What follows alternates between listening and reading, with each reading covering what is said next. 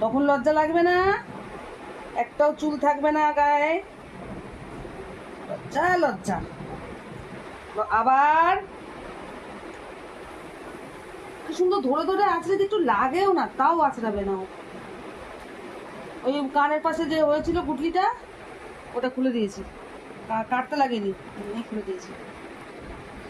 পাঁচুতেও হয়েছে দুটো। দেখি পাঁচুটা কোথায় হয়েছে, দেখি তো, দেখি পাঁচুটা দেখি।